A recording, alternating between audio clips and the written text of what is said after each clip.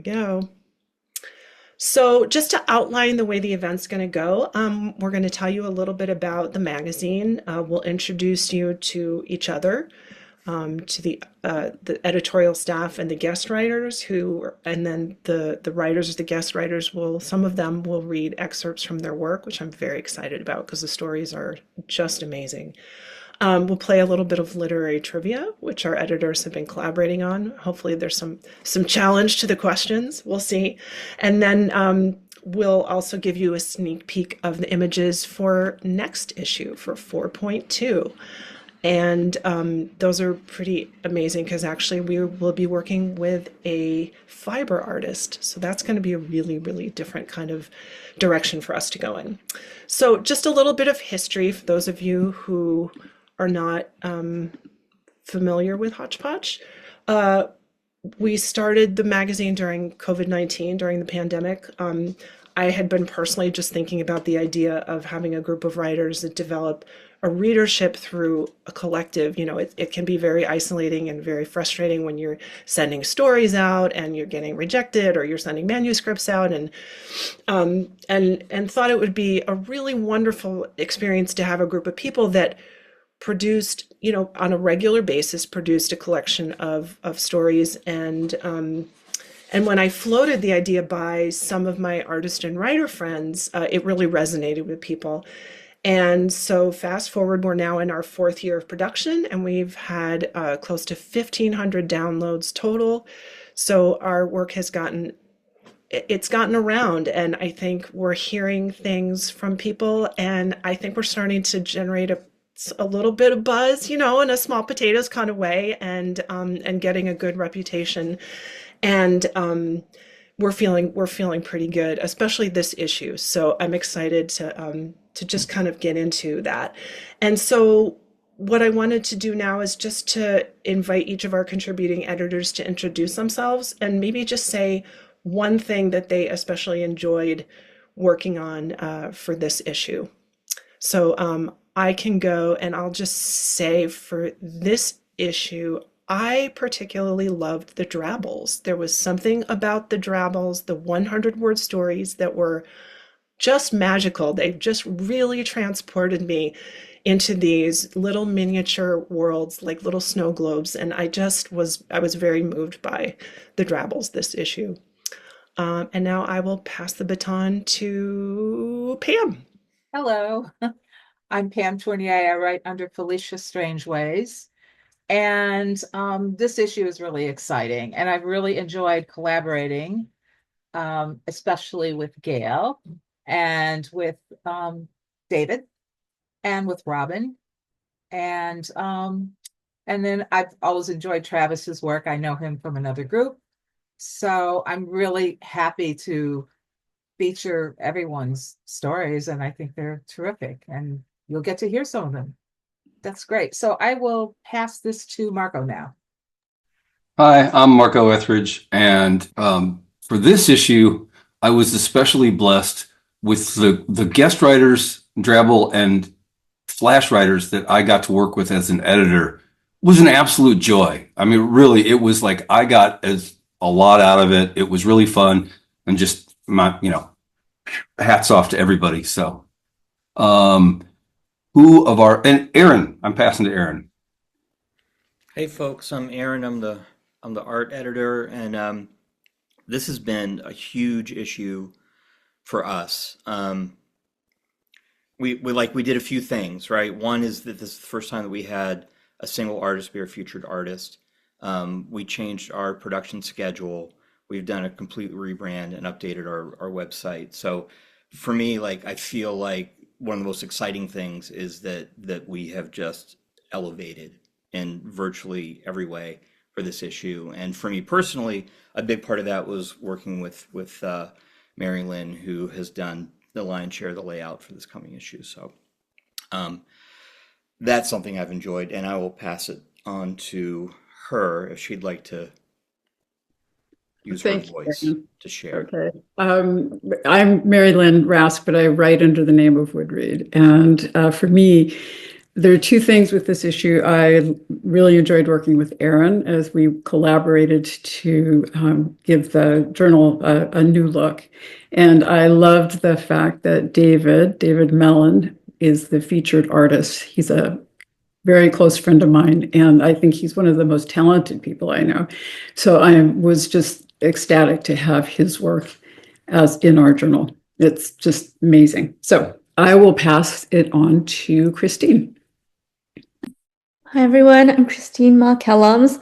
I think I have to echo what a lot of the other editors are saying. Like, I think, and I don't want this to make it sound bad for previous issues, but I think this is the first issue that as an editor, I got 3 stories. So Irina's, Danielle's, and Thomas's. And I was like the first time where I loved all 3. Like normally as an editor, I expect like, I'll like one out of 2, or 50% hit rate is pretty good. Like I like writing is so subjective, right? Like I'm not gonna like everything I edit. But like this is the first time where like each story was totally different. And I felt like they were in like pretty different genres as far as short stories go. But I was like, oh, I was so pleasantly surprised. I was like, I liked all of them. Like I literally, then all 3 of them got like very minimal like editorial developmental suggestions, because I was like, they're pretty much good to go already, just like coming to me. And that was just such a thrill to like not have to even like say anything critical about any of them, because it was just so good. So that was probably my highlight. I want to wait, who's left of the editors? I He's think it's just me, Heather. Christine. Heather.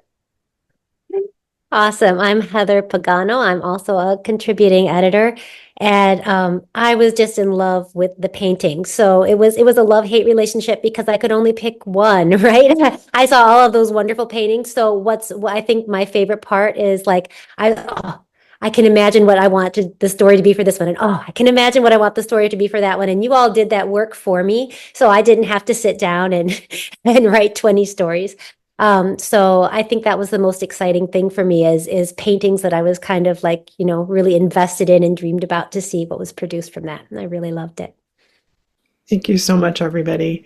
Yeah, so we just to let everyone know, we do have we've completely rebranded for this issue. We have a totally new look.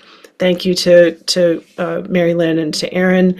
And we also have a website, an update to our website to match the branding. So it's very, very exciting. So now I'm going to pass the baton to Marco, who's going to share with you our mission statement. I am I? Okay. We are a stew, a quilt, a jam band, chaos, dexterity, precipice, concocting, hatching, dazzling, a bunch of bitchy buds, wacky whizzes, sprightly speculators. We long to belong. As a collective, we want to discover, delight, differentiate. We want to provoke and unify. We collaborate to share stories and images, to experience what it means to create together, to redefine and expand our own creative processes. We make art to share with curious fellow travelers like you. Thanks, Marco. And now I'm going to talk a little bit about our process here at Hotch Potch. So our process is a little different from most lit mags. We start with our art editor, Erin, inviting a guest artist to join us. And then each writer selects an image that they use for a prompt. Once the stories are written, Erin then provides illustrations, making it like a 3-part conversation. We divide up the production and editing tasks. As we've mentioned, our guest artist for this issue is David Mellon. Our guest writers are A.E. Milford, Layla Allison, Travis Flatt, Danielle Rhodes, David Mellon, Mark Rako, Jude Pan, Jude Luttrell Bradley, Thomas Keith, David Sidney, Pam Martin Lawrence, Irina Moga, Beth Sherman, Catherine Riley, Robin Kalota, Ken Whitson, and Peter Zamfir. And apologies to anyone if I butchered your name, hopefully not. And now I'd like to invite the guests who are here with us today to introduce themselves. Maybe you can tell us where you're located and tell us the name of your story. Drew, do you want to start? Sure. Yeah, so I am Drew. I write under the name A.E. Milford. Story for this one is The Folly of Martin Dalcourt. Very fun to write. And David, I love your art. The art was very inspiring.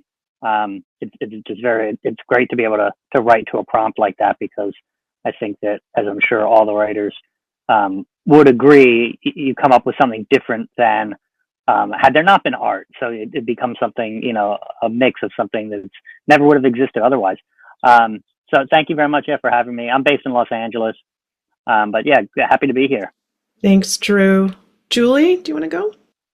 Hi, I'm Julie Brandon. I live in a suburb outside of Chicago. This was fun. I write best with prompts, and I'm just really, really thrilled to be part of it, especially now I know it's rebranding, and I look forward to trying some more. Thank you. Thanks, Julie. Mark Rako? Hi, everyone. I'm Mark Rako. I'm in New York City, and I also was very inspired by David's art. I saw the pitch to offer stories to a piece of art, and the story immediately came to me in that moment. I had no plans to write anything, and it just poured out just very quickly, for good or for bad. And it kind of reawakened a writing bug in me. So I have all of you to thank for that. My story is called The Beast, which is fun name, I guess, for a short story. So anyway, and I also like to just quickly say that today is my wife and my 6th wedding anniversary and 16th anniversary of being together. And she's joined here. And I just want to say happy anniversary, sweetie. Thank you. Thanks, Mark. Aaron and I share an anniversary. It's our 4th anniversary. Anyway, Arena? Hello, I'm Marina Moga, and I'm calling in from Toronto. I'm grateful to be part of issue 4.1. And I have a short piece, flash fiction, called Pape Avenue. It was very exciting to map out the image that was proposed to days of our lives in the Greek community in Toronto.